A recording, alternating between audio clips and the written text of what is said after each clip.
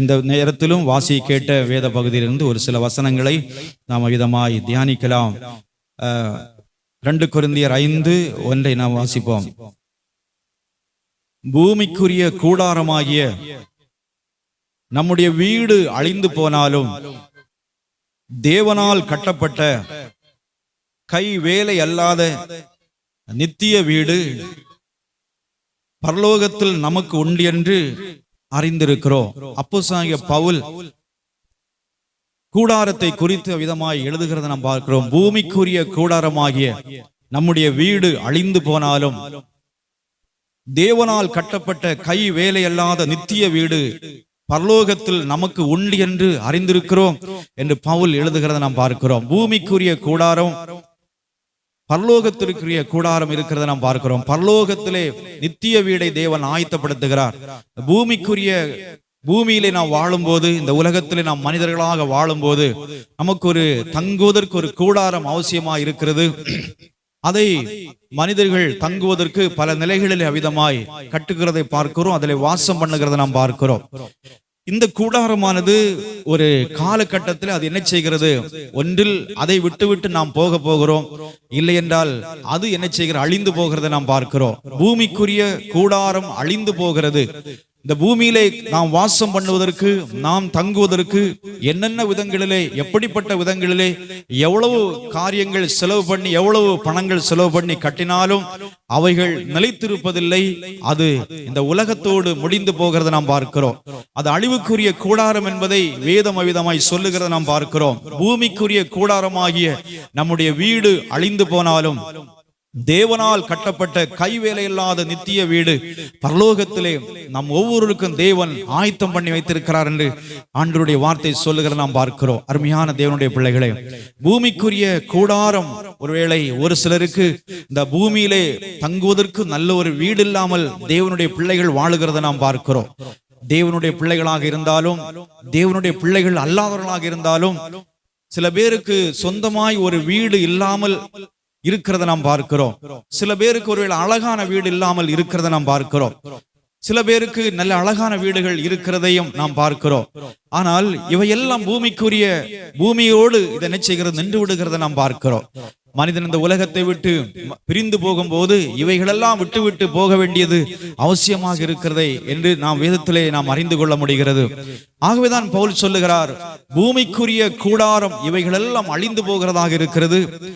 ஆனால் பரலோகத்திலே தேவனுடைய பிள்ளைகளாகிய நமக்கு அவர் பரலோகத்திலே கைவேலையால் கட்டப்படாத ஒரு நித்திய வீட்டை பரலோகத்தின் தேவன் நமக்கு ஆயத்தப்படுத்தி இருக்கிறார் என்பதை நாம் அறிந்திருக்கிறோம் என்று சொல்லி ஆண்டவருடைய வார்த்தை சொல்லுகிற நாம் பார்க்கிறோம். அருமையான தேவனுடைய பிள்ளைகளை, ஆகவே நமக்கு ஒருவேளை நல்ல வீடு இல்லை என்று சொல்லி ஒருவேளை பாரப்பட வேண்டியது அவசியம் இல்லை. அழகான வீடு இல்லை என்பதை குறித்து பாரப்பட வேண்டிய அவசியம் இல்லை. சொந்தமாய் ஒரு வீடு இல்லை என்று பாரப்பட வேண்டிய அவசியம் இல்லை. கர்த்தருக்கு சித்தமானால் இந்த உலகத்தில் அந்த நன்மைகள் எல்லாம் தேவன் தந்து ஒவ்வொருவரையும் நடத்த ஒரு போதுமானவராக இருக்கிறார். ஒருவேளை இல்லாத சூழ்நிலையாக இருந்தாலும் தேவனாகிய கர்த்தர் உங்களுக்கு பரலோகத்திலே என்ன செய்கிறார்? நித்திய வீடு, யுகாயுகமாய் பரலோகத்திலே தங்கி வாசம் பண்ணுவதற்கு அவர் ஒவ்வொரு மனிதனுக்கென்றும் நித்திய வீடை தேவன் ஆயத்தம் பண்ணி வைத்திருக்கிறத நாம் பார்க்கிறோம். அதுதான் பரலோகத்திலே நித்திய வீடு. அது நிரந்தரமான வீடு. அந்த வீடு என்ன செய்யாதாம்? அழிந்து போகாதாம். அருமையான தேவனுடைய பிள்ளைகளே, அது தேவனால் கட்டப்பட்டது. பூமியில் உள்ள வீடெல்லாம் அது மனிதனால் கட்டப்பட்டதை நாம் பார்க்கிறோம். ஆனால் பரலோகத்திலே தேவன் உங்களுக்கென்று கட்டி வைத்திருக்கிற வீடு, உங்களுக்கென்று ஆண்டவர் கொடுக்கப்படுகிற வீடு, அது எப்படிப்பட்டதாம்? தேவனால் கட்டப்பட்டது என்று வேதம் சொல்லுகிறது. தேவனுடைய கரத்தினால் கட்டப்பட்டது. அருமையான தேவனுடைய பிள்ளைகளே, அங்கே மனிதர்களால் கட்டப்பட்டதல்ல. பரலோகத்தின் தேவன் என்ன செய்கிறார் என்றால் அதை தேவன் ஆயத்தப்படுத்தி வைத்திருக்கிறத நாம் பார்க்கிறோம். அந்த நித்திய வீட்டிற்கு நாம் என்ன செய்ய வேண்டும்? ஆயத்தமான ஒரு வாழ்க்கை வாழ வேண்டியது அவசியமாக இருக்கிறது. அது பரலோகத்திலே, அது கைவேலை அல்லாத நித்திய வீடு பரலோகத்திலே நமக்கு உண்டு என்று அறிந்திருக்கிறோம் என்று பவுல் எழுதுகிறத நாம் பார்க்கிறோம். நாம் சரியாக நாம் அறிந்திருக்க வேண்டும். தெரியும், ஆனாலும் அன்றாட நாம் மறந்து போகிறோம் அல்லவா? அதான் வேதம் சொல்லுகிறது, நாம் அறிந்திருக்க வேண்டும், அதை சரியாய் நாம் அறிந்திருக்க வேண்டும். ஒவ்வொரு நாளும் பரலோகத்திலே தேவன் எனக்காக கட்டி வைத்திருக்கிற வீடு, எனக்காக ஒரு வீட்டை தேவன் அவிதமாய் ஆயத்தம் பண்ணுகிறார். எனக்கென்று ஒரு வீட்டை, நித்திய வீட்டை தேவன் என்ன செய்கிறார்? ஆயத்தம் பண்ணி வைத்திருக்கிறார் என்பதை ஒவ்வொரு தேவனுடைய பிள்ளைகளும் நீங்கள் சரியாய் அறிந்திருக்க வேண்டும் என்று ஆவியானவர் எழுதுகிறதை நாம் பார்க்கிறோம். அது தேவனால் கட்டப்பட்ட வீடு, அது நித்திய வீடு, அது மனிதனால் கட்டப்பட்டதல்ல, அது அழியாத வீடு, அது நித்திய நிரந்தரமாய் தேவனோடு, தேவனுடைய ராஜ்யத்திலே யுகாயுகமாய் அவரோடு வாழுகிற, அவரோடு நித்திய வீட்டிலே வாழுகிற அந்த பாக்கியத்தை, அவரை விசுவாசித்து அவரை ஏற்றுக்கொண்டு அவருக்காக வாழுகிற, அவருக்காக துன்பங்களை சகிக்கிற, அவருக்காக பாடுகளை அனுபவித்துக் கொண்டிருக்கிற, அவருக்காக போராட்டங்களை சகித்துக் கொண்டிருக்கிற உங்களுக்கு பரலோகத்திலே அழகான நித்திய வீட்டை ஆண்டவர் உங்களுக்கு கொடுக்க போகிறார். அல்லேலூயா, அல்லேலூயா. அதை நாம் இந்த பூமியிலே வாழும்போது சரியாய் நம்முடைய ஆவிக்குரிய அறிவினால் நாம் என்ன செய்ய வேண்டும்? அறிந்திருங்கள் என்று ஆண்டவருடைய வார்த்தை சொல்லுகிறார். அறிந்திருக்க வேண்டும், அதை நாம் உணர்ந்திருக்க வேண்டும். அருமையான தேவனுடைய பிள்ளைகளே, பூமியிலே தேவனுக்கு சுத்தமான காரியங்களை அவர் நமக்கு கொடுக்கிறவராக இருக்கிறார். ஒருவேளை கிடைக்காவிட்டாலும் நாம் கர்த்தருக்குள்ளே நாம் என்ன செய்ய வேண்டும்? கர்த்தர் எனக்கு ஒரு பரலோகத்தில் ஒரு நித்திய வீடை அவர் எனக்கு ஆயத்தம் பண்ணி வைத்திருக்கிறார், அதிலே வாழக்கூடிய ஒரு பாக்கியத்தை ஆண்டவர் எனக்கு கொடுக்க வேண்டும் என்ற ஒரு சிந்தையோடு, ஒரு அறிவோடு நாம் என்ன செய்ய வேண்டும்? வாழ வேண்டிய இருக்கிறோம். யோபுவின் புஸ்தகம் 4:19 வாசிக்கும் போது அங்க யோபு சொல்லுகிறார் பாருங்கள். யோபுவின் புஸ்தகம் 4:19 வாசிக்கும் போது, புழுதியில் அஸ்திபாரம் போட்டு மண் வீடுகளில் வாசம் பண்ணி பொட்டு பூச்சியால் அரிக்கப்படுகிறவர்கள் அவர் மேல் நம்பிக்கை வைப்பது எப்படி? பாருங்கள், பூமியிலே கட்டுகிற வீடுகள் அது என்ன செய்கிறது? புழுதியின் மேல் அஸ்திபாரம் போடப்படுகிறதாக இருக்கிறது. பூமியிலே கட்டுகிற வீடுகள் அது மண்ணிலே அஸ்திபாரம் போடப்படுகிறது, புழுதியின் மேல் அஸ்திபாரம் போடப்படுகிறது. அது என்ன செய்கிறது? பொட்டுப்பூச்சியால் என்ன செய்து அரிக்கப்படுகிறது நாம் பார்க்கிறோம். அருமையான தேவனுடைய பிள்ளைகளே, பூமியிலே உள்ள வீடுகள் எல்லாம் பூமியிலே அஸ்திபாரம் போடப்பட்டிருக்கிறது. ஆனால் தேவனுடைய பிள்ளைகள், தேவனுடைய கர்த்தராகிய தேவனுடைய பிள்ளைகள் கிறிஸ்துவாகிய அஸ்திபாரத்தின் மேல் நம்முடைய வீடை கட்டுவோமானால், இந்த பூமியிலே வாழும்போது, பூமியிலே மனிதனாய் வாழக்கூடிய சிலாக்கியத்தை பரலோகத்தின் தேவன் எனக்கும் உங்களுக்கும் ஆண்டவர் கொடுத்திருக்கும் போது, இந்த பூமியிலே வாழுகிற நாட்களிலே நம்முடைய வாழ்க்கையை கிறிஸ்துவாகிய அஸ்திபாரத்தின் மேல், இயேசு கிறிஸ்துவாகிய அஸ்திபாரத்தின் மேல் உங்கள் வாழ்க்கையை நீங்கள் கட்டி எழுப்புவீர்களானால், பரலோகத்திலே அந்த அழியாத நித்திய வீட்டிலே பிரவேசிப்பதற்கு ஆண்டவர் அந்த பாக்கியத்தை கொடுக்கிறதை நாம் பார்க்கிறோம். அருமையான தேவனுடைய பிள்ளைகளே, பூமியிலே நம்முடைய வாழ்க்கை, நம்முடைய அஸ்திபாரம் புழுதியின் மேல் இராதபடி, உலகம், மாம்சம், பிசாசு இவைகளுக்கு மேல் நம்முடைய வாழ்க்கை இராதபடி நம்முடைய வாழ்க்கை எதன் மேல் இருக்க வேண்டுமா? கிறிஸ்துவாகிய அஸ்திபாரம் மேல், அஸ்திபாரத்தின் மேல் நம்முடைய வாழ்க்கையை கட்டி எழுப்புவர்களாக நாம் இருக்க வேண்டும். நம்முடைய வாழ்க்கை, நமக்கு அஸ்திபாரம் இயேசுவாக இருக்க வேண்டும். அருமையான தேவனுடைய பிள்ளைகளே, நம்முடைய அஸ்திபாரம், நம்முடைய வாழ்க்கையின் அஸ்திபாரம் ஆண்டவராகிய இயேசு கிறிஸ்துவாய் ஒரு மனிதனுக்கு இருக்கும்போது அவர்கள் ஒருபோதும் என்ன செய்ய மாட்டார்கள்? நிலை பெயர்ந்து போக மாட்டார்கள்.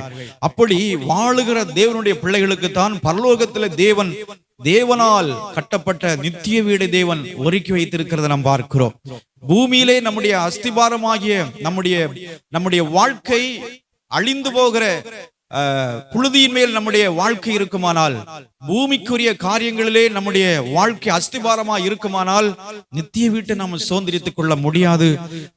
அருமையான தேவனுடைய பிள்ளைகளை, இழந்து போய் விடுவோம், நித்திய வீட்டை நாம் இழந்து போய் விடுவோம். ஆனால் இயேசுவாகிய அஸ்திபாரத்தின் மேல் நம்முடைய வாழ்க்கை சரியாக இருக்குமானால், அந்த தேவனால் கட்டப்பட்ட அந்த நித்திய வீட்டிற்கு நாம் சொந்தக்காரர்களாக நாம் இருக்கிறத நாம் பார்க்கிறோம். அது நமக்கு உண்டு என்பதை நாம் என்ன செய்ய வேண்டும்? அறிந்திருக்க வேண்டும் என்று ஆண்டவர் சொல்லுகிற நாம் பார்க்கிறோம்.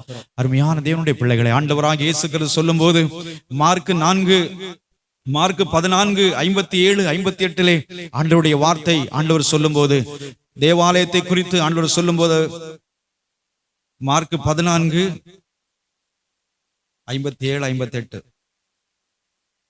அப்பொழுது சிலர் எழுந்து, கை வேலையாகிய இந்த தேவாலயத்தை நான் இடித்து போட்டு கை வேலை அல்லாத வேறொன்றை 3 நாளைக்குள்ளே கட்டுவேன் என்று சொன்னதை நாங்கள் கேட்டோம் என்று ஆண்டவராகிய இயேசு கிறிஸ்து அங்கே சொல்லுகிறார். தேவாலயம், கை வேலையினால் கட்டப்பட்ட தேவாலயம் இது என்ன செய்யுமா? இடிக்கப்பட்டு கை வேலை அல்லாத அவிதமாய் கை வேலை இல்லாத ஒரு 3 நாளைக்குள்ளே கை வேலை இல்லாத ஒரு ராஜ்யம் கட்டப்பட போகிறது என்று ஆண்டவராகிய இயேசு கிறிஸ்து சொல்லுகிறத நாம் பார்க்கிறோம். அருமையான தேவனுடைய பிள்ளைகளை, ஆண்டவராகிய இயேசு கிறிஸ்து மரித்து அடக்கம் பண்ணப்பட்டு 3ஆம் நாள் உயிருடன் எழும்புவதை குறித்து அவர் சொல்லுகிறார். 3 நாளைக்குள்ளே அவிதமாய் பரலோகத்திலே என்ன செய்ய ஒரு ராஜ்யம் கட்டப்பட போகிறது. பூமியிலே தேவாலயம், இந்த தேவாலயம் என்ன செய்ய போகிறது? இடிக்கப்பட போகிறது. ஆனால் தேவனால் ஒரு ராஜ்யம் கட்டப்பட போகிறது என்று சொல்லி ஆண்டவராகிய தேவன் அங்கே சொல்லுகிறத நாம் பார்க்கிறோம். அருமையான தேவனுடைய பிள்ளைகளே, அந்த தேவ ராஜ்யத்திலே, தேவனுடைய ராஜ்யத்திலே ஆயத்தப்படுகிற அந்த நித்திய வீட்டை நாம் என்ன செய்ய வேண்டும்? சொந்தமாக்கி கொள்வதற்கு ஒவ்வொரு நாட்களிலும் தேவனுடைய அறிவோடு நாம் இந்த உலகத்திலே வாழ வேண்டியவர்களாக இருக்கிறோம். அதை மறந்து போகக்கூடாது.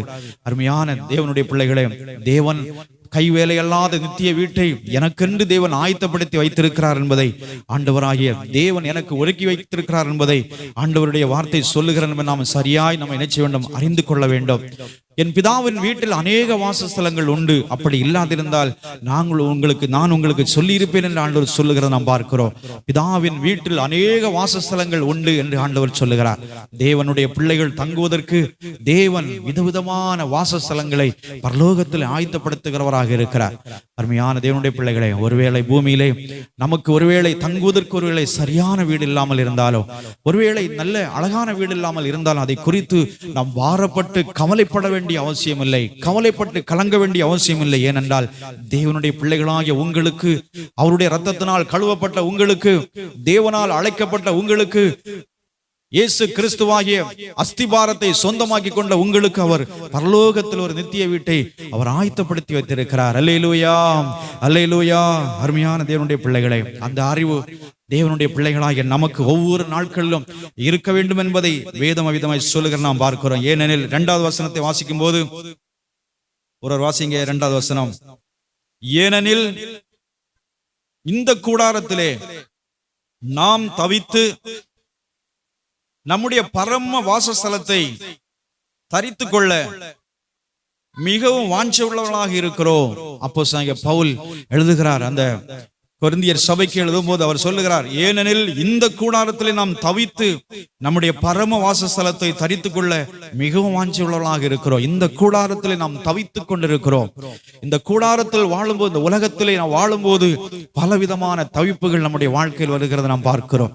அருமையான தேவனுடைய பிள்ளை, அதான் வேதம் சொல்லுகிற இந்த கூடாரத்தில் நாம் தவித்து நம்முடைய பரம வாசஸ்தலத்தை தரித்துக் கொள்ள மிகவும் வாஞ்சி உள்ளவர்களாக இருக்கிறோம். தேவனுடைய பிள்ளைகள் எப்போதும் இந்த உலகத்திலே வாழும்போது நமக்கு பல போராட்டங்கள், பல பிரச்சனைகள், பல இடுக்கண்கள், பல நெருக்கங்கள் நம்முடைய வாழ்க்கையை சூழ்ந்து வருகிறத நாம் பார்க்கிறோம்.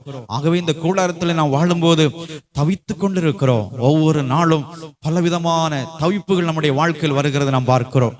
பலவீனங்கள் நம்மை நெருக்கும் போது நாம் தவித்துக் கொள்ளுகிறோம். கடன் பிரச்சனைகள் நம்மை நெருக்கும் போது தவித்துக் கொள்ளுகிறோம்.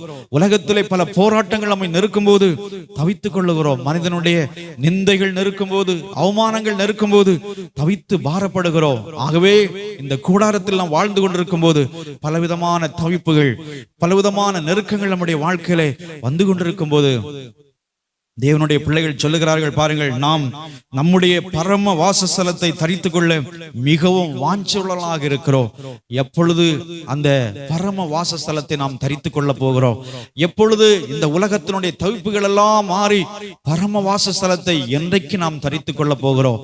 என்றைக்கு அந்த பரம வாசஸ்தலத்திலே ஆண்டவர் நம்மளை தங்க வைக்க போகிறார் என்று சொல்லி என்ன செய்ய மிகவும் வாஞ்சையோடு எதிர்பார்க்கிறவர்களாக இருக்கிறார்கள் தேவனுடைய பிள்ளைகள்.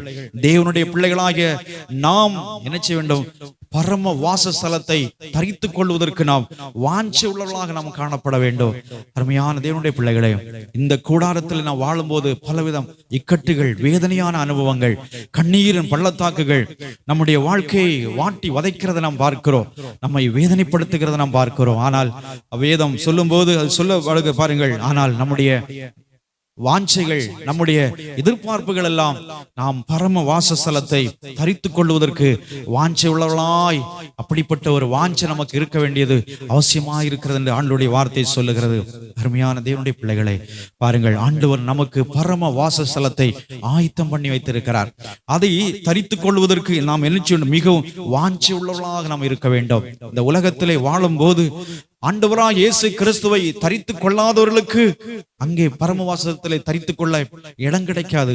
இடம் பாருங்கள், அவர்களுக்கு இல்லை. ஆனால் இந்த உலகத்திலே இயேசு கிறிஸ்துவை நிராகரிப்பவர்களுக்கு, இயேசு கிறிஸ்துவை தரித்துக் கொள்வதற்கு, ஏற்றுக்கொள்வதற்கு நிராகரிக்கிற மனிதர்களுக்கு அங்கே பரமவாசஸ்தலம் கிடைக்காது என்பதை நாம் அறிந்து கொள்ள வேண்டும். ஆனால் இந்த உலகத்திலே வாழும்போது கிறிஸ்துவை தரித்துக் கொண்டவர்களுக்கு அந்த பரமவாசஸ்தலம் என்ன செய்கிறது? கிடைக்க போகிறது. அருமையான தேவனுடைய பிள்ளைகளை, 3ஆம் வசனத்தை வாசிக்கும் போது, தரித்துக் கொண்டவர்களானால் நிர்வாணிகளாய் காணப்பட மாட்டோம். கிறிஸ்துவை இந்த உலகத்திலே வாழும்போது, இந்த உலகத்திலே நாம் வாழ்கிற இந்த ஒரே ஒரு வாழ்க்கையிலும் கிறிஸ்துவை தரித்துக் கொண்டவர்களானால், வேதம் சொல்லு, நீங்கள் கிறிஸ்துவை தரித்துக் கொண்டிருக்கிறீர்களே என்று பவுல் சொல்லுகிறத நாம் பார்க்கிறோம். கிறிஸ்துவை தரித்துக் கொண்டவர்களுக்கு, கிறிஸ்துவை ஏற்றுக்கொண்டவர்களுக்கு அவர்கள் அந்த பரமவாசஸ்தலத்தை தரித்துக் கொள்ள வாஞ்சையுள்ளவர்களாக இருக்கிறார்கள். கிறிஸ்துவை தரித்துக் கொள்ளாதவர்களுக்கு, கிறிஸ்துவை ஏற்றுக்கொள்ளாதவர்களுக்கு அந்த பரம வாசஸ்தலம் கிடைக்காது என்பது வேதம் சொல்லுகிறத நாம் பார்க்கிறோம்.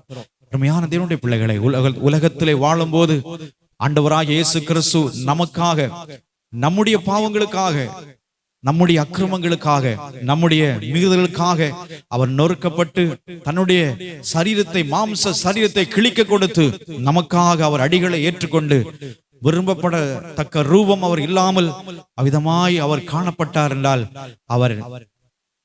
அவரை தரித்துக் கொள்ளாமல் நாம் போவோமானால் எவ்வளவு பரிதாபமான ஒரு நிலை. அருமையான தேவனுடைய பிள்ளைகள், இந்த உலகத்திலே எந்த பாவமும் மன்னிக்கப்படும் என்று ஆண்டவருடைய வார்த்தை சொல்லுகிறது. ஆனால் இயேசு கிறிஸ்துவை ஏற்றுக்கொள்ளாத ஒரே ஒரு காரணத்தினால் மனிதர்கள் என்ன செய்கிறார் என்றால், இந்த ஆக்கினைக்கு பங்குள்ளலாய் மாறுகிறத நாம் பார்க்கிறோம். எப்பேற்பட்ட கொடிய பாவத்தையும் ஆண்டவராகிய இயேசு மனிதனுக்கு மன்னிக்கிறவராக இருக்கிறார். எப்பேற்பட்ட பாவமாக இருந்தாலும், எப்பேற்பட்ட உங்கள் பாவங்கள் சிவேர் என்றிருந்தாலும் அவைகளை உறைந்த மழையை போல் மாற்றுவேன் என்று ஆண்டவர் சொல்லுகிறத நாம் பார்க்கிறோம். எந்த பாவங்களையும் அவர் மன்னித்து, அவர் இரக்கம் பாராட்டி அவர்களை கழுவி, தம்முடைய இரத்தத்தினால் கழுவி அவர்களை மன்னித்து ஏற்றுக்கொண்டு தம்முடைய சொந்த பிள்ளைகளாய் அவர்களை அதிகாரப்படுத்துகிறத நாம் பார்க்கிறோம். தேவனுடைய பிள்ளைகள் என்ற அதிகாரத்தை அவர்கள் பெற்றுக்கொள்ள ஆயத்தப்படுத்துகிறத நாம் பார்க்கிறோம், கொடுக்கிறத நாம் பார்க்கிறோம். ஆனால் கிறிஸ்துவை ஏற்றுக்கொள்ளாதவர்களுக்கு எப்படி அந்த பாக்கியம் கிடைக்கும்? அருமையான தேவனுடைய பிள்ளைகள், ஆகவே வேதம் சொல்லுகிறது, தரித்துக் கொண்டவர்களானால் நிர்வாணிகளாய் காணப்பட மாட்டோம். தரித்துக் கொண்டவர்களானால் நிர்வாணிகளாய் காணப்பட மாட்டோம். பாருங்கள், ஆவிக்குரிய பிரகாரமாய் ஒரு நாள் தேவ சமூகத்திலே நிற்கும் போது ரட்சிப்பின் வஸ்திரம் இல்லாதவர்கள் ஆவிக்குரிய பிரகாரமாய் நிர்வாணிகளாய் காணப்பட போகிறார்கள். கிறிஸ்துவை தரித்துக் கொள்ளாதவர்கள், கிறிஸ்துவனுடைய ரட்சிப்பை தரித்துக் கொள்ளாதவர்கள் தேவ சமூகத்தில் ஒரு நாள் நிற்கும் போது, தேவனுடைய நியாயாசனத்திற்கு முன்பதாக நிற்கும் போது அவர்கள் ரட்சிப்பின் வஸ்திரம் இல்லாத காரணத்தினால் அவர்கள் நிர்வாணிகளாய் நிற்க போகிறார்கள். ஆவிக்குரிய பிரகாரமாய் ஆத்துமா நிர்வாணியாய் நிற்க போகிறது. அதான் இங்கே சொல்லப்படுகிற நிர்வாணிகளாய், தரித்துக் கொண்டவர்களானால் நிர்வாணிகளாய் காணப்பட மாட்டீர்கள், காணப்பட மாட்டோம் என்று வேதம் சொல்லுகிறது. நீங்கள் வெளிப்படுத்தின விசேஷம் 3:18 வாசிக்கும் போது அங்கே சொல்லப்படுகிறது. பாருங்க, வெளிப்படுத்தின விசேஷம் 3ஆம் அதிகாரம் 18ஆம் வசனத்தை வாசிக்கும் போது, நீ ஐஸ்வர்யனாகும்படிக்கு நெருப்பிலே புடமிடப்பட்ட பொன்னையும் உன் நிர்வாணமாகி அவலட்சணம் தோன்றாதபடிக்கு நீ உடுத்திக் கொள்வதற்கு வெண் வஸ்திரங்களையும் என்னிடத்திலே வாங்கிக் கொள்ளவும், நீ பார்வையடையும்படிக்கு உன் கண்களுக்கு கலிக்கம் போடவும் வேண்டும் என்று உனக்கு ஆலோசனை சொல்லுகிறேன் என்று அங்கே எழுதுகிறத நாம் பார்க்கிறோம். அருமையான தேவனுடைய பிள்ளைகளை, நீ ஐஸ்வர்யவனாகும்படிக்கு நெருப்பிலே புடமிடப்பட்ட பொன்னையும் உன் நிர்வாணமாய் அவலட்சணம் தோன்றாதபடிக்கு நீ உடுத்திக் கொள்வதற்கு வெண் வஸ்திரங்களையும் என்னிடத்திலே வாங்கிக்கொள் என்று அங்கே ஆண்டவர் சொல்லுகிற நாம் பார்க்கிறோம். உடுத்திக் கொள்வதற்கு ஒரு நாள் தேவ சமூகத்தில் நிற்கும் போது பாருங்கள், ஆவிக்குரிய வஸ்திரம் இல்லாதபடி, ரட்சிப்பின் வஸ்திரம் இல்லாதபடி அங்கே நிற்க கூடிய சூழ்நிலை வந்தால் அது சொல்லப்படுகிற ஒரு நிர்வாணமாய் அவலட்சணம் தோன்றாதபடிக்கு என்ன செய்ய வேண்டும், நீ உடுத்திக் கொள்வதற்கு வெண் வஸ்திரங்களை என்னிடத்தில் நீ வாங்கிக்கொள் என்று ஆண்டவருடைய வார்த்தை சொல்லுகிற நாம் பார்க்கிறோம். அருமையான தேவனுடைய பிள்ளைகளே, நாம் ஆண்டவரிடத்திலிருந்து உடுத்திக் கொள்வதற்கு என்ன செய்ய வேண்டும், வெண் வஸ்திரங்களை நாம் வாங்கிக் கொள்ள வேண்டும். அப்படி வாங்காமல் இருந்தால் என்ன செய்ய, அன்றைக்கு நிர்வாணமாய் காணப்படுவோம் என்று ஆண்டவருடைய வார்த்தை சொல்லுகிற நாம் பார்க்கிறோம். ஆவிக்குரிய பிரகாரமாய் என்ன செய்வார்கள், தேவனுடைய மகிமை இல்லாமல் தேவன் வைத்திருக்கிற வஸ்திரங்கள் இல்லாதபடி பெற்றுக்கொள்ளும்படியாய் அந்த வஸ்திரங்களை பெற்றுக்கொள்வதற்கு எவ்வளவோ அழைப்புகளை ஆண்டவர் நமக்கு கொடுத்திருக்கிறார் அல்லவா. எவ்வளவோ செய்திகளை நாம் கேட்டிருக்கிறோம். எவ்வளவோ காலகாலங்களாய் தேவனை நாம் ஆராதித்துக் கொண்டு வருகிறோம். தேவன் சொல்லுகிறார், ரட்சிப்பின் வஸ்திரத்தை வாங்கிக்கொள், வெண் வஸ்திரங்களை வாங்கிக்கொள் என்று ஆண்டவர் பல தடவை நமக்கு எச்சரிப்பு கொடுத்தும் உணர்த்தியும் நாம் பெற்றுக்கொள்ளாமலும் வாங்கிக் கொள்ளாமலும் இருக்கும்போது அன்றைக்கு ஒரு நாள் ஒருவேளை அப்படிப்பட்ட வாங்கிக் கொள்ளாமல் இந்த உலகத்தை விட்டு நாம் ஒருவேளை கடந்து செல்லக்கூடிய ஒரு சூழ்நிலை நமக்கு ஏற்பட்டால் பாருங்கள், அங்கே நிர்வாணமாய் நிற்கக்கூடிய ஒரு சூழ்நிலை வரும் என்று ஆண்டவருடைய வார்த்தை சொல்லுகிற நாம் பார்க்கிறோம். ஆகவே இன்றைக்கே நாம் அதை என்ன செய்ய வேண்டும், உணர்ந்து நாம் மனம் திரும்பி நம்முடைய பாவங்களை ஆண்டவரிடத்தில் அறிக்கையிட்டு, ஆண்டவரே உம்முடைய வஸ்திரம் தேவன் எனக்காக சிலுவையில ரத்தம் சிந்தி சம்பாதித்த அந்த விலையேறப்பட்ட ரட்சிப்பின் வஸ்திரம் எனக்கு உடுத்திக் கொள்ளுங்க, என்னை அலங்கரிங்க என்று சொல்லி நீங்கள் என்ன செய்ய வேண்டும், கேட்க வேண்டியவர்களாக இருக்கிறீர்கள். அப்படி பெற்றுக்கொள்ளாதவர்கள், கிறிஸ்துவை தரித்துக் கொள்ளாமல் இருக்கிறவர்கள் ஒரு நாள் தேவ சமூகத்தில் நிற்கும் போது நிர்வாணிகளாய் காணப்படுவார்கள் என்று ஆண்டவருடைய வார்த்தை சொல்லுகிறது. அப்படி நிர்வாணமாய் காணப்படாமல் இருக்க வேண்டுமானால் இன்றைக்கு ஆண்டவருடைய வார்த்தைகளை கேட்டுக்கொண்டிருக்கிற நீங்கள் என்ன செய்ய வேண்டும், அதற்காக நீங்கள் ஆயத்தப்பட வேண்டும். அதற்காக வெண் வஸ்திரங்கள் நீங்கள் ஆண்டவரிடத்திலே வாங்கிக் கொள்ள வேண்டும். ரட்சிப்பின் வஸ்திரங்களை நீங்கள் வாங்கிக் கொள்ள வேண்டும். நீங்கள் கேட்டு வாங்கும் போது அவர் உங்களை ரட்சிப்பினால் அலங்கரிப்பார் என்று வேதம் சொல்லுகிறது. தேவன் கர்த்தர் நம்மை ரட்சிப்பினால் அலங்கரிப்பார் என்று வேதம் சொல்லுகிறது நாம் பார்க்கிறோம். உங்களை அவர் அலங்கரிக்கிற ஆண்டவர், ரட்சிப்பினால் அலங்கரிக்கிறவர், வெண் வஸ்திரங்களை கொடுத்து உங்களை அலங்கரிக்கிற தேவனாக இருக்கிறார். அருமையான தேவனுடைய பிள்ளைகளே, இன்றைக்கு உலகத்திலே ஒரு திரள் கூட்ட ஜனத்திற்கு முன்பதாக நாம் அவிதமாய் ஒரு காரியங்களுக்காக ஏமாற்றப்படுகிற போது, ஒரு காரியங்கள் அதாவது உலகத்திலே சில காரியங்களுக்காக நாம் வரிசையாக நின்று அவ்விதமாய் ஒவ்வொரு ஆட்களும் ஒருவேளை ஒவ்வொரு தங்களுடைய ஆதார், தங்களுடைய ரேஷன் கார்டு, தங்களுடைய காரியங்கள் எல்லாம் கொடுத்து அப்படியாய் அவர்களை அங்கீகரிக்கப்படும் போது இன்னென்ன காரியங்களுக்கு நீங்கள் இன்னென்ன காரியங்களை கொண்டு வர வேண்டும், அதை தந்தால்தான் அந்த காரியங்களுக்கு நீங்கள் பங்காளிகளாக இருப்பீர்கள் என்று சொல்லி உலகம் அறிவித்து அவ்விதம் அதற்காக நிற்கும் போது அந்த கூட்டத்திலே ஒரு மனிதன் விதமாக இந்த காரியங்கள் ஒன்று இல்லாமல், ஆதார் இல்லாமல், ரேஷன் கார்டு இல்லாமல், வேறு காரியங்கள் ஐடி இல்லாமல் நிற்கும் போது அவர்கள் திரும்ப உனக்கு இதற்கு நீ பங்காளியா ஆவதற்கு நீ தகுதி இல்லை என்று சொல்லி, இந்த நன்மைகளை பெற்றுக்கொள்வதற்கு இதில் நீ சேர்க்கப்படுவதற்கு தகுதி இல்லை என்று சொல்லி அப்படியே அனுப்பிவிடும் போது அந்த திரள் கூட்ட ஜனத்திற்கு மத்தியிலே வெட்கத்தோடு திரும்புகிறது போல இது பூமியிலே, அதே சமயத்திலே பரலோகத்திலே தேவனுடைய நியாய தீர்ப்பின் நாளிலே அவ்விதமாய் திரும்பி வெட்கப்படுகிற போது அந்த வெட்கத்தை யாராலும் என்ன செய்ய முடியாது, அதை நிறைவேற்ற முடியாது, யாரும் அந்த வெட்கத்தை மாற்ற முடியாது என்பதை நாம் அறிந்து கொள்ள வேண்டும். பூமியிலே ஒருவேளை சில காரியங்களை நாம் என்ன செய்யலாம், அதை சரிப்படுத்திக் கொள்ளலாம்.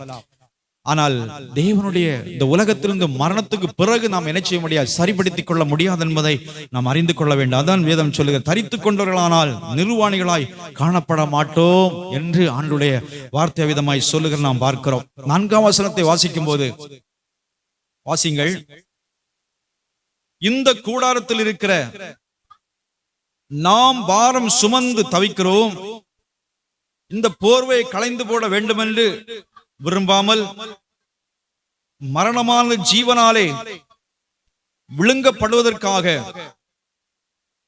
போர்வை தரித்தவர்களாய் இருக்க வேண்டும் என்று விரும்புகிறோம். இந்த கூடாரத்தில் இருக்கிற நாம் பாரம் சுமந்து என்ன செய்கிறோம், தவிக்கிறோம். இந்த கூடாரத்திலே வாழ்ந்து கொண்டிருக்கிற நாம் பாரம் சுமந்து தவித்துக் கொண்டிருக்கிறோம். பலவிதமான பாரங்கள் நம்மை என்ன செய்கிறது, நாம் அதாவது பலவிதமான பாரங்களை சுமந்து கொண்டிருக்கிறோம். அருமையான தேவனுடைய பிள்ளைகளே, வியாதி என்ற பாரத்தை நாம் சுமக்கிறோம், பிரச்சனைகள் என்ற பாரத்தை நாம் சுமக்கிறோம். இந்த உலகத்திலே வாழும் போது பற்பல பாரங்கள் நம்ம என்ன செய்கிறது? இந்த உலகத்திலே வாழும்போது அந்த பாரங்கள் எல்லாம் நாம் சுமந்து தவித்துக் கொண்டிருக்கிறோம். ஒவ்வொரு மனிதனையும் ஒவ்வொரு பாரங்கள் என்ன செய்கிறது? அவ்விதமாய் அவர்கள் மேல் அவர்கள் சுமக்கக்கூடிய ஒரு சூழ்நிலையிலே வாழ்ந்து கொண்டிருக்கிறத நாம் பார்க்கிறோம். ஆனால் இந்த பாரங்கள் எல்லாம் விட்டு ஒரு நாள் இந்த உலகத்தை விட்டு நாம் கடன் சொல்ல போகிறோம். அப்படி போகும்போது இந்த போர்வையை களைந்து போட வேண்டும் என்று விரும்பாமல் மரணமானது ஜீவனாலே என்ன செய்கிறது? விழுங்கப்படுவதற்காக போர்வை தரித்தவர்களாய் இருக்க வேண்டும் என்று விரும்புகிறோம். மரணமானது ஜீவனாலே என்ன செய்கிறது? விழுங்கப்படுவதற்கு ஏதுவாய் மரணமானது ஜீவனாலே என்ன செய்கிறது? விழுங்கப்படுகிறது. அருமையான தேவனுடைய பிள்ளைகளே, கிறிஸ்து நமக்குள் வரும்போது கிறிஸ்து நம்முடைய ஜீவனாக இருக்கிறார். ஆண்டவராகிய தேவன் ஒவ்வொரு மனிதனும் ஆண்டவராகிய தேவனுக்குள் இருக்கும்போது அவர்கள் ஜீவனுடையவர்களாக இருக்கிறார்கள். ஜீவனுடையவர்களாக இருக்கிறார்கள். மரணத்தை ஜெயிக்கிறவர்களாக இருக்கிறார்கள். ஏனென்றால் ஜீவனாகிய கிறிஸ்து நம்மோடு இருக்கும்போது மரணம் நம்மை ஆட்கொள்வதில்லை. அதான் சொல்லப்படுகிற மரணமானது ஜீவனால் என்ன செய்ய விழுங்கப்படுவதற்காக இந்த போர்வையை தரித்தவர்களாக இருக்க வேண்டும் என்று விரும்புகிறோம். போர்வையை தரித்தவர்களாக இருக்க வேண்டும். ஜீவன் என்ற போர்வை, கிறிஸ்துவாகிய ஜீவன் என்ற போர்வையை தரித்துக் கொண்டவர்களாக நாம் இருக்க வேண்டும். கிறிஸ்துவாகிய போர்வை உங்களுக்கு ஜீவனாக இருக்கிறது. அருமையான தேவனுடைய பிள்ளைகளே, கிறிஸ்துவாகிய போர்வையை நாம் என்ன செய்ய வேண்டும்? தரித்துக் கொண்டவர்களாக இருக்க வேண்டும். அப்படி இல்லை என்றால் பாவம் என்ற போர்வை நாம் என்ன செய்ய களைந்து போட வேண்டும். உலகம் என்ற போர்வை நாம் களைந்து போட வேண்டும். கிறிஸ்துவாகிய ஜீவன் என்ற போர்வை நாம் என்ன செய்ய வேண்டும்? நாம் உடுத்திக் கொள்ள என்ன செய்ய வேண்டும்? நம்மை பக்குவப்படுத்திக் கொள்ள வேண்டும்.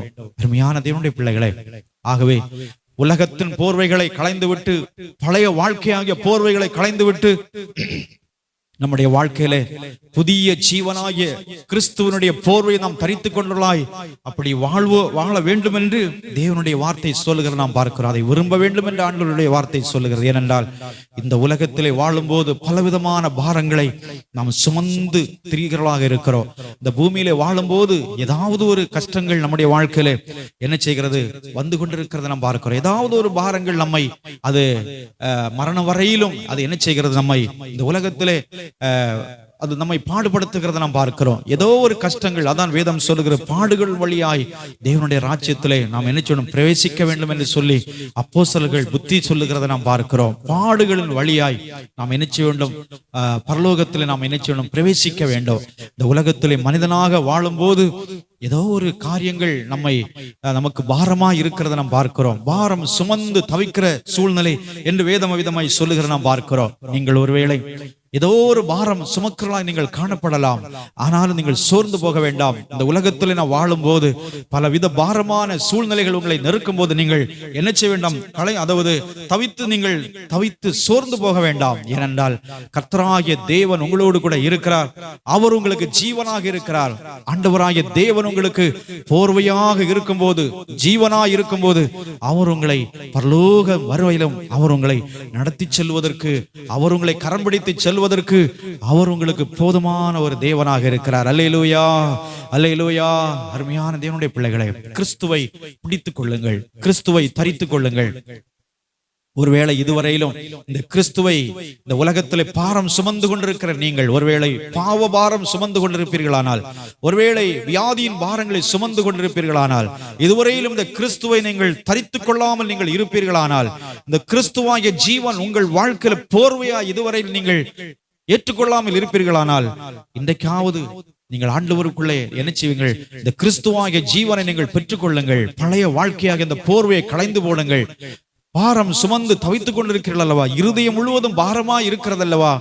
அருமையான தேவனுடைய பிள்ளைகளே, அருமையான தாயாரே, தகப்பன்மார்களே, நீங்கள் கிறிஸ்துவை இதுவரையிலும் ஏற்றுக்கொள்ளாம ஒரு வாழ்க்கை உங்களுக்கு இருக்குமானால் நீங்கள் ஆண்டவருக்கு உங்களை அர்ப்பணியுங்கள். காலம் ஒருவேளை நமக்கு எத்தனை நாட்கள் கொடுக்கப்பட போகிறது என்று சொல்லி ஒரு மனிதனுக்கும் சொல்ல முடியாது.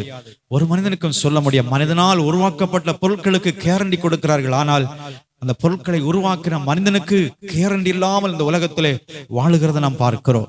அருமையான தேவனுடைய பிள்ளைகளை யோசித்து பாருங்கள். ஆகவே சிந்தித்து பார்க்க வேண்டிய அவசியமாக இருக்கிறது. இவைகளெல்லாம் நீங்கள் அறிந்திருக்க வேண்டும் என்று வேதம் அவ்விதமாய் பவுல் சொல்லுகிற நாம் பார்க்கிறோம். நீங்கள் அறிந்திருக்க வேண்டும், இவைகளெல்லாம் நீங்கள் அறிந்திருக்க வேண்டும், அறிந்திருக்கிறோம் என்று சொல்லி தேவனுடைய பிள்ளைகள் சொல்லுகிறத நாம் பார்க்கிறோம். 5ஆம் வசனத்தை வாசிக்கும் போது இதற்கு வாசிங்கள், இதற்கு நம்மை ஆயத்தப்படுத்துகிறவர் தேவனே, ஆவி என்னும் அச்சாரத்தை நமக்கு தந்தவரும் அவரே. ஆவி என்னும் அச்சாரத்தை தந்தவரும் தேவனே என்று ஆண்டவருடைய வார்த்தை சொல்லுங்க. இதற்கு நம்மை ஆயத்தப்படுத்துகிறவர். பாருங்கள், தேவனுடைய ராஜ்யம் செல்வதற்கு, நித்திய வீட்டை சுதந்திரித்துக் கொள்வதற்கு, ஜீவனாகிய கிறிஸ்துவை நாம் தரித்துக் கொள்வதற்கு, தேவனுடைய பரம வாசஸ்தலத்தை நாம் தரித்துக் கொள்வதற்கு, தேவனுடைய அஸ்திபாரமாகிய கிறிஸ்துவை உங்கள் வாழ்க்கையில நீங்கள் அஸ்திபாரமாய் கொள்வதற்கு, இவைகளுக்கெல்லாம் ஆயத்தப்படுத்துகிறவர் தேவனே என்று பவுல் எழுதுகிறார். இதற்கெல்லாம் நம்மை ஆயத்தப்படுத்துகிறவர், ஒவ்வொருவரையும் ஆயத்தப்படுத்துகிறவர் தேவனே. நாம் ஆயத்தப்பட முடியும், அவரே நம்மை ஆயத்தப்படுத்துகிறார். அவருக்குள் நம்மை அர்ப்பணிக்கும் போது தேவனே நம்மை ஆயத்தப்படுத்துகிறார் என்று வேதம் சொல்லுகிறது. இதற்கு நம்மை ஆயத்தப்படுத்துகிற தேவனே, ஆவி என்னும் அச்சாரத்தை நமக்கு தந்தவரும் அவரே. ஆவி என்னும் அச்சாரத்தை, தேவனுடைய ஆவியானுடைய அபிஷேகத்தை தந்தவரும் அவரே என்று ஆண்டவருடைய வார்த்தை சொல்லுகிற நாம் பார்க்கிறோம். அவரே உங்களுக்கு ஆவியானவரை தந்திருக்கிறார். ஆவி என்னும் அச்சாரத்தை தேவன் உங்களுக்கு கொடுத்திருக்கிறார். எபேசியர் 1:13 வாசிக்கும் போது எபேசியர் 1:13, நீங்களும் உங்கள் ரட்சிப்பின் சுவிசேஷமாகிய சத்திய வசனத்தை கேட்டு விசுவாசிகள் ஆனபோது வாக்குத்தத்தம் பண்ணப்பட்ட பரிசுத்த ஆவியால் அவருக்குள் முத்திரை போடப்பட்டீர்கள். அருமையான தேவனுடைய பிள்ளைகளே, நீங்களும் உங்கள் ரட்சிப்பின் சுவிசேஷமாகிய வசனத்தை கேட்டு நீங்கள் விசுவாசிகள் ஆனபோது வாக்குத்தத்தம் பண்ணப்பட்ட பரிசுத்த ஆவியினால் முத்திரை போடப்பட்டிருக்கிறீர்கள். அச்சாரம், ஆவி என்னும் அச்சாரத்தை தேவன் உங்களுக்கு என்ன செய்கிறார்? கொடுத்திருக்கிறார். நீங்கள் வசனத்தை கேட்டு விசுவாசிக்கிற போது, கேட்டு விசுவாசிகள் ஆன போது ஆவி என்னும் அச்சாரத்தினால் உங்களை அவர் நிரப்பி இருக்கிறார். அருமையான தேவனுடைய பிள்ளைகளே, தேவனுடைய அபிஷேகத்தினால் அவர் உங்களை நிரப்பி இருக்கிறார் என்று ஆண்டவருடைய வார்த்தை சொல்லுகிறது. ஒருவேளை நீங்கள் அபிஷேகம் பெற்றிருக்கிறீர்களா என்று சொல்லி ஒருவேளை யாராவது உங்களை பார்த்து கேட்டால் நீங்கள் தைரியமாய் நீங்கள் சொல்ல வேண்டும், அபிஷேகத்தை ஆண்டவர் கொடுத்திருக்கிறார் என்று சொல்லி தைரியமாய் நீங்கள் சொல்ல வேண்டும். அருமையான தேவனுடைய பிள்ளைகளை, பரிசுத்த ஆவியானவர் உங்களுக்குள் இருக்கிறபடினால்தான் தேவனுடைய சந்தோஷத்தை நீங்கள் அனுபவிக்கிறீர்கள். தேவ சமாதானம் உங்கள் இருதயங்களை ஆளுகை செய்கிறது. போராட்டங்களை சகிப்பதற்கான பலனை ஆவியானவங்களுக்கு கொடுத்திருக்கிறார். பிரச்சனைகளை சகித்துக் கொள்வதற்கு, நிந்தைகளை சகித்துக் கொள்வதற்கு, கிறிஸ்துவ நிமித்தம் வருகிற நிந்தைகள், அவமானங்கள், போராட்டங்கள், வியாதிகள் எல்லாவற்றையும் நீங்கள் சகித்து ஜெயங்கொள்வதற்கு ஆவியானவர் உங்களுக்குள் இருக்கிறபடினால்தான் அந்த பலனை உங்களுக்கு ஆண்டவர் தந்திருக்கிறார். நம்முடைய சுயத்தினாலோ நம்முடைய பலத்தினாலோ அவையெல்லாம் சாதிக்க முடியாது, ஜெயம் எடுக்க முடியாது. ஆவியான தேவன் உங்களுக்குள் வாசம் பண்ணுகிறபடினால் தான் இவைகளெல்லாம் நீங்கள் மேற்கொண்டு வருகிறீர்கள் என்பதை நீங்கள் அறிந்து கொள்ள வேண்டும். ஆகவே அப்படி ஒருவர் கேட்கும் போது ஆவியான் என்னோடு இருக்கிறார், உடனே நீங்கள் திகைத்து போகக்கூடாது. ஒருவேளை எப்படி சொல்லுவதென்று நீங்கள் தயங்கக்கூடாது. ஆண்டவர் என்னை அபிஷேகித்திருக்கிறார், ஆவியான் என்னோடு கூட இருக்கிறார் என்று சொல்லி நீங்கள் என்ன செய்ய வேண்டும்? தைரியமாய் சொல்ல வேண்டும். அருமையான தேவனுடைய பிள்ளைகளே, ஆவி என்னும் அச்சாரத்தை தேவனே உங்களுக்கு கொடுத்திருக்கிறார். தேவனே உங்களுக்கு கொடுத்திருக்கிறார். எப்பொழுது உங்களுக்கு கொடுத்திருக்கிறார்? நீங்கள் எப்பொழுது தேவனுடைய ரட்சிப்பின் சுவிசேஷத்தை நீங்கள் கேட்டிருக்கிறீர்களோ, எப்பொழுது கேட்டீர்களோ, கேட்ட நேரத்தில் நீங்கள் எப்பொழுது ஆண்டவரை விசுவாசித்தீர்களோ அப்பொழுதே ஆவியானவர் உங்களுக்குள்ளே வந்து விட்டார். ஆவியான இயேசு உங்களுக்குள்ளே இருக்கிறார். ஆவியான தேவன் உங்களுக்குள்ளே இருக்கிறார். அதை நீங்கள் என்ன செய்யணும்? அறிந்து கொள்ள வேண்டும். ஆகவே ஆவி என்னும் அச்சாரத்தை தந்தவரும் அவரே, பரிசுத்த ஆவியானவர் நமக்கு கொடுத்தவரும் தேவனே என்று வேதம் சொல்லுகிற அச்சாரத்தை கொடு. முத்திரை போடப்பட்டிருக்கிறீர்கள். ஆவி என்னும் அச்சாரத்தினால் நீங்கள் முத்திரை போடப்பட்டிருக்கிறீர்கள். அவருக்கு சொந்தமானவர்கள் என்று சொல்லி தேவன் என்ன செய்கிறார்? முத்திரை போடப்பட்டிருக்கிறீர்கள். பிசாசுக்கு தெரியும் இவன் தேவனுடைய பிள்ளை, இவள் தேவனுடைய மகள் என்று சொல்லி பிசாசுக்கு நன்றாய் தெரியும். ஏனென்றால் ஆவி என்ன முத்திரையை அவன் பார்க்கிற போது பிசாசுக்கு நன்றாக தெரியும் இவன் தேவனுடைய பிள்ளை, தேவனுடைய மகள் என்று சொல்லி பிசாசுக்கு நன்றாய் தெரியும். அருமையான தேவனுடைய பிள்ளைகளே, அவருக்கு சொந்தமானவர்கள் என்று வேதம் சொல்லுகிற நீங்கள் கிறிஸ்துவுக்கு சொந்தமானவர்கள், தேவனுக்கு நீங்கள் சொந்தமாய் மாறிவிட்டீர்கள். தேவ ஆவியானவங்களை எப்பொழுது முத்திரை போடப்பட்டிருக்கிறாரோ நீங்கள் அவருக்கு சொந்தமாய் நீங்கள் மாறி இருக்கிறீர்கள். அவருடைய பிள்ளைகளாய் நீங்கள் இந்த உலகத்திலே வாழ்கிறீர்கள். இதுவரையிலும் நீங்கள் எப்படி கடந்து வந்தீர்கள்? அவருடைய பலத்தினால் நீங்கள் கடந்து வந்திருக்கிறீர்கள். பரிசுத்த ஆவியினுடைய பலத்தினால் நீங்கள் காக்கப்பட்டிருக்கிறீர்கள் என்று வேத வசனம் சொல்லுகிற நாம் பார்க்கிறோம்.